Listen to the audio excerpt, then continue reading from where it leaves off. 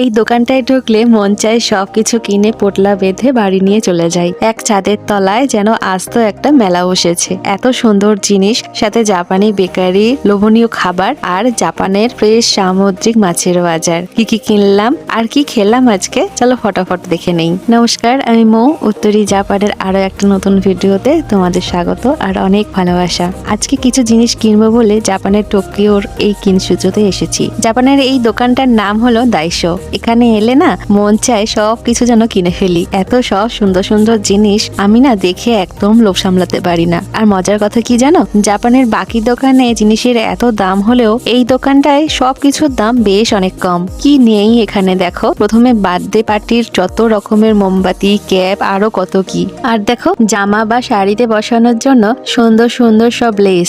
আর আমার কাজের সমস্ত জিনিসগুলো আমি এই দোকান থেকেই কিনে নিয়ে যাই। এই দেখো কত রঙের উল আর ক্রাফটের সমস্ত জিনিসপত্র এখান থেকেই আমি কিনি। দেখো মেয়েদের কানের দুল, ক্লিপ, গার্ডার, জুতো, স্টিলের সমস্ত জিনিস আর রান্নাঘরের সমস্ত আইটেম থরে থরে সাজানো। আর দেখো ঘর সুগন্ধি রাখার জন্য নানা রকমের জিনিস, এগুলোকে বলে অ্যারোমা ডিফিউজার। আর এপাশে দেখো মেয়েদের সমস্ত লেডিস ব্যাগ গুলো ঝুলছে। আর এই সমস্ত ব্যাগগুলোর দাম না অনেক কম। তারপর দেখো ফুলের তৈরি কত রকমের কিউট সমস্ত জিনিস। আর এদিকে দেখো কত সুন্দর সুন্দর রঙিন ফুল সব ঘর সাজানোর জন্য রাখা আছে। আর সবুজ সবুজ পাতা, ছোট ছোট গাছ, যেন মনে হচ্ছিল দেখে কিনে ফেলি, কিন্তু আমি কিনতে পারিনি কারণ আমার বরমশাই আমাকে বারণ করলো। প্রচুর হাওয়া হচ্ছে বাইরে আর রোদও সেরকম, তাই জন্য এরকম একটা টুপি নিয়ে এসেছি।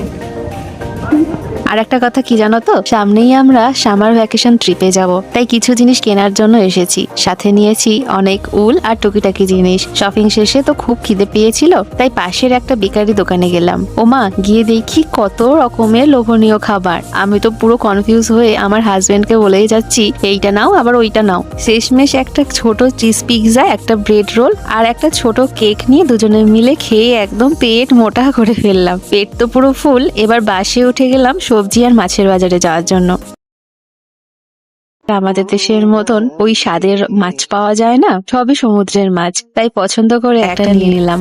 বাজারে জিনিসের কত দাম দেখো। এইগুলো দেখতে অনেকটা আমাদের দেশের কুলের মতন। এগুলো আসলে জাপানি পাম বা ওই উমে ফল বলে। এখানে এক প্যাকেটের দাম দেখো লেখা আছে, সেটা ভারতীয় মুদ্রায় 265 টাকার মতন হবে। দেখো মাছগুলোর সাথে ঝিনুকও রয়েছে।